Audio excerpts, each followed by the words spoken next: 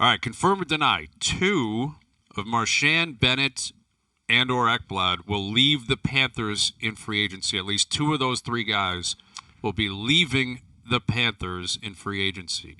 I'm going to confirm it because I just talked about an hour ago them getting together and saying, guys, let's keep the band back together. But you go back-to-back Cup, I think there's a part of you that says, that's off the list, and I want to cash in. And if they want to cash in, I don't know if Florida can do it.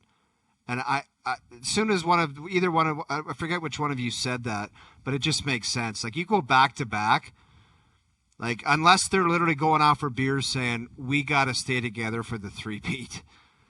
And do you also want to stay together for the downturn of it? Like we saw with Tampa, it's like you did it, and then there's kind of some weird stuff that happens after where you think you're still really good, but you're actually probably not, whether your regular season tells that to you or not. So do you really want to be a part of it? I'm going to confirm this. I'm denying it. I think 2 of the 3 stay. And I think Marchand leaves, and I think Bennett and Ekblad stay. And Ekblad's been saying all along, Florida is the only place he wants to be. So the Panthers will say, okay, prove it to us. Take the deal that we're, fine. They're not going to pay him $12. Like what do you think that number is then for him? It's got to at least start with an 8 for Christ's sake. 8 times 8, something like that. And I think same thing for Bennett. Like that, those are really good numbers that's a lot of money for a lot of players. Like, and think about it, like and again, it's not my money and it's not my career. So I shouldn't be like, if Sam Bennett's going to get 10 somewhere else on a 7-year deal, but if you can get another year, that adds in a big thing. And you take some money off. I know the tax-free thing. Nobody talks about Tennessee. Well, go to Nashville then. There's tax-free there. There's other tax-free states. Texas has one too.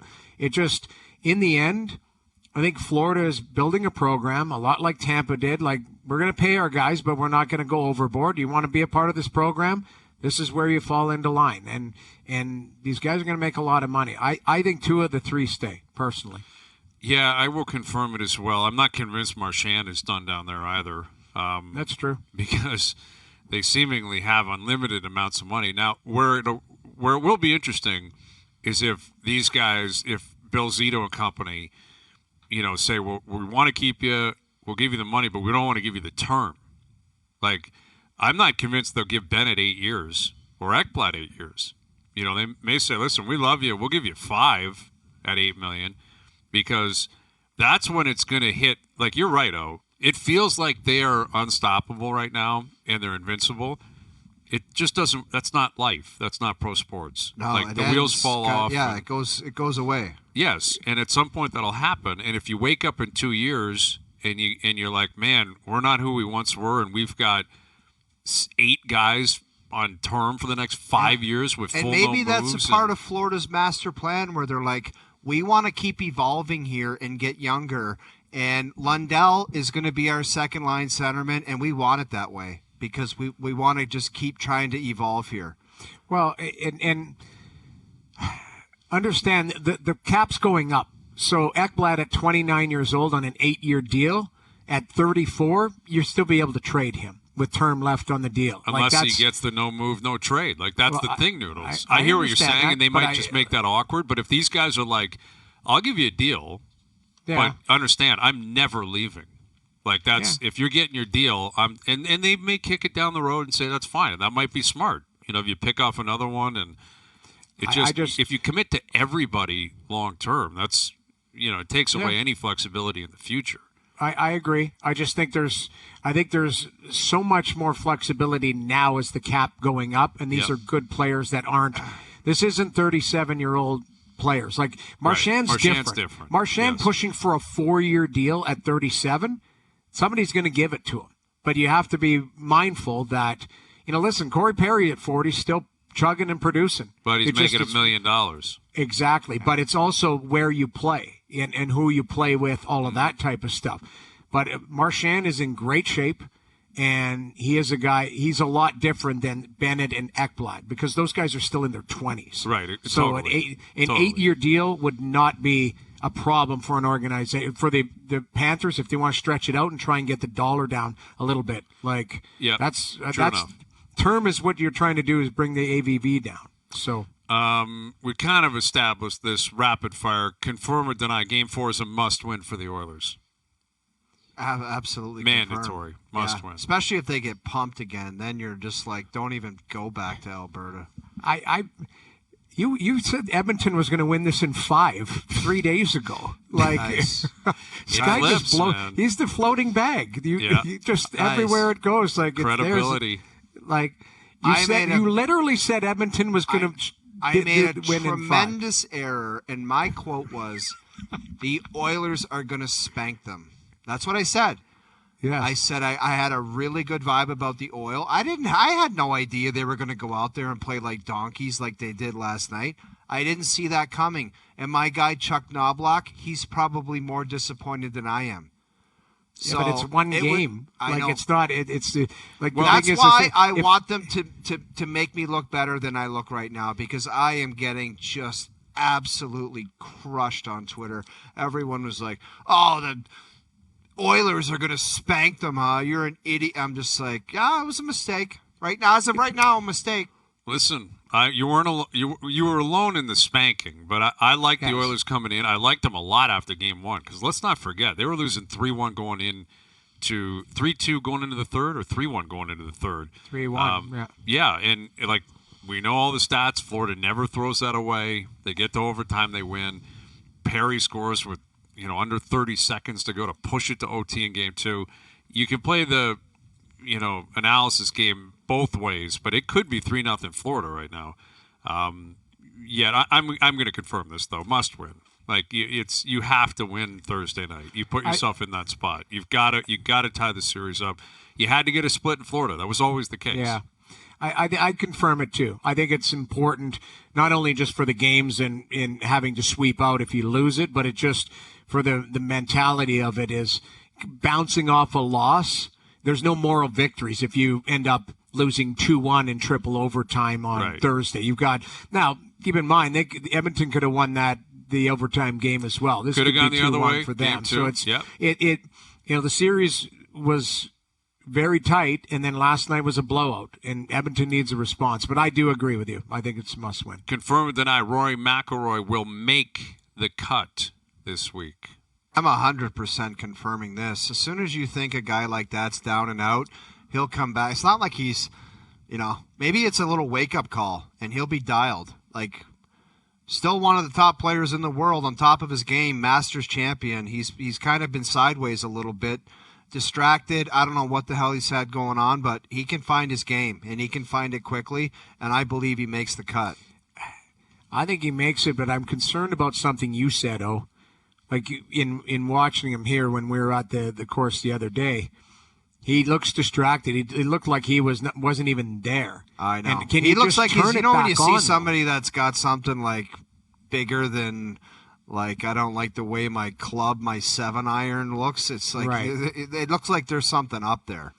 Right. That's what concerns denying me. it, man. I don't see him making the cut. Not at this place. Not with his mentality, man. That was embarrassing the way he played on Friday. It was. Yeah, and I'm glad people are calling it the way it was. It was horrendous. They were like, that was a complete joke show, what he put on there. Yeah. He gets paid all that cake and goes here and has a little hit and giggle, and he wheels around my golf course and talks to people and shakes hands and kisses babies. And then he goes up there and acts like it didn't mean squat, and he played like that. It was embarrassing. Yeah, it was. And, we call out team sport athletes all the time. Like Rory, that was awful. Yeah, like, he made an ass of himself in Canada. Yeah, it was brutal. And he's been great in the past, and he's been very gracious to the tournament, the patrons, and all that in the past. But it was an awful performance. And it was bad before he got here, man. Like, I get what he did leading up to the Masters. That is where it changed. And to me, it just looks like a guy that doesn't really want to be playing right now. Like, and not because of anything nefarious or anything like that. It's just he won. Like, it's the equivalent of winning the Stanley Cup, and then it's like, hey, we're going to do a little all-star shootout on July 10th. You want to come play? And you're like, no, I don't. Why would I want to do that? But you have to. Okay, fine, I'll put my gear on. You think those guys are burning around, dying to play? Like, it's going to the World Championships after your season. That's probably the best equivalent.